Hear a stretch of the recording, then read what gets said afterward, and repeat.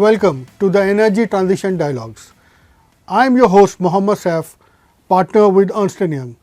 Today we have Gaurav Moda, who is EVA India's energy sector lead. With more than 20 years of work experience across power and utilities as well as energy sector, Gaurav has been at the forefront leading and contributing to India's transition in the energy sector. Welcome Gaurav. Thank you, sir. So Gaurav, let's dive in immediately on one major query that we have been waiting to listen from you is, what do you think is the vision for India's energy portfolio going forward, given so many things are happening not only in India, across the globe? Sure, sir. While I've spent 2 decades in this industry, the last 2 years since COVID have been most exciting. The sector is reshaping itself, and in that I have a vision on how India will reshape itself for the energy sector and how India will engage with the world to reshape them as well. On the India side, there are 5 aspects that I see. The first is we have 70,000 plus petrol pumps across the country. I see them as no longer serving just petrol, diesel.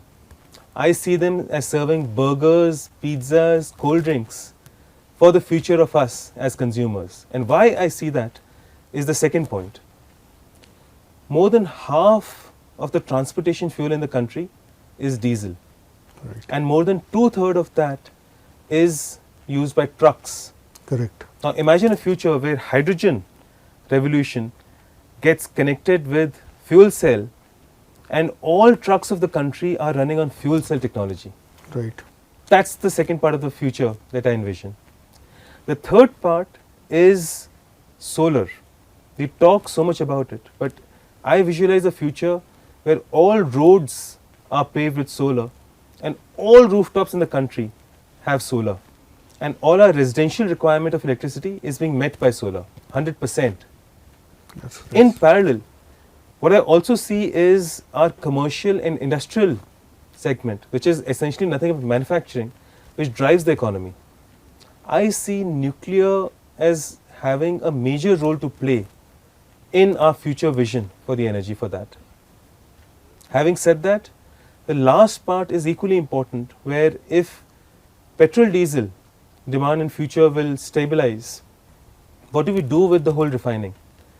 I visualize crude to chemical technology being utilized for the betterment of consumption in the country. Petrochemicals.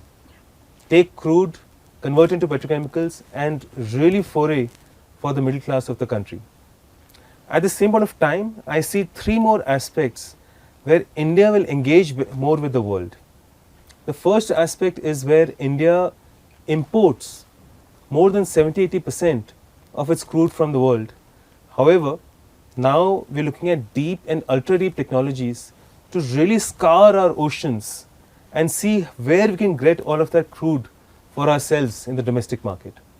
At the same point of time, we want to contribute back to the world economy, and there are 2 ways to do that. India has one of the largest refining capacities. With petchem added to that, we can be the refining and petchem hub for the region. At the same point of time, with the hydrogen revolution driving our transportation fuels and electricity, hydrogen converted into green ammonia can serve more than 50% of Europe's requirements. Why not? That's the future where India stands on its own and contributes to the world in a very different way. That's very, very insightful, Gaurav. But I have a question for you also, Saif. Sure. You've been in the electricity sector for a long time. What is your thoughts on solar, hydrogen, plus, plus? Thank you very much. I think I would resonate with what you're saying. When it comes to solar, we have already seen that India has become a global superpower in terms of solar energy adoption. And what has been the major shift in the last 1.5 years, as you really mentioned, is the usage of solar has grown from traditional generation for electricity usage and putting it into the grid to be used as number one for charging infrastructures and using it to convert transportation into electric vehicle. Yeah. Apart from that use of hydrogen, we are seeing that there would be a lot of electric vehicles also on the road, and I'll just resonate again with your vision that one day we'll see that there won't be any carbon footprint from the transport industry as a whole. Why not? Exciting times. Second, again, just to add about the green hydrogen thing or the hydrogen thing, where you're seeing that hydrogen is going to play a major role in transportation. I'm also seeing green hydrogen playing a big role in decarbonizing the hard to abate sectors, Yes. like steel, like cement, and even the fertilizer streams where ammonia created through green hydrogen can actually play a big role in decarbonizing. So, truly resonate with your vision, and I believe that these things happen very, very quickly. So, my next question relates to that. What do you think can be done to make these things happen faster, more quicker, more impactful than the pace that they are happening currently? Sure, sure. India is a land of entrepreneurs. We make our own future, and there are 5 things that I believe can really help us reshape the future of energy, being an entrepreneurial country. First, we need to start thinking energy share, energy market, energy mix, not power share or oil and gas share or retail share. Energy as a portfolio. Second, we need to be ready for the future, because the inflection point will come at some point where only people who are ready can actually make the most of it. Right. We've spoken about 5+3. Are we ready for those 5+3 is the Right. question. Third, we need to think partnership.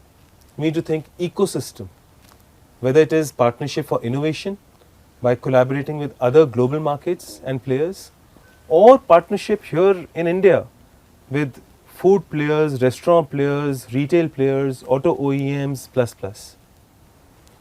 Fourth, with the kind of pace and growth that we have, we cannot survive only by thinking that we'll do everything on our own on greenfield basis.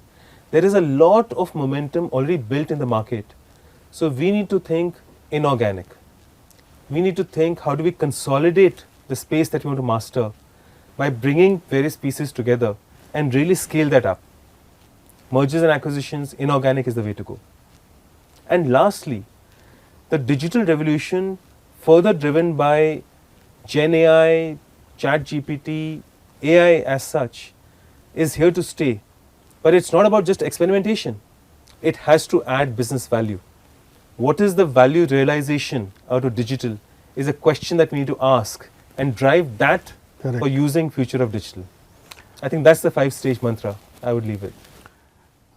I think I'm truly energized after listening to you, Gaurav, and I truly believe that the listeners also would be feeling the same.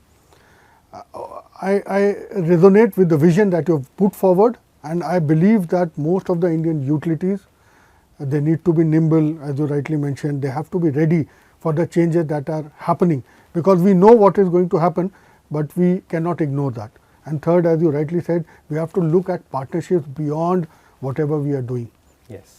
So, I thank you very much, Gaurav, for your insightful session.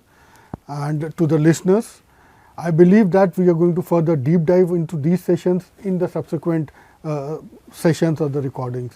Thank you so much again. Thank you. Thank you very much.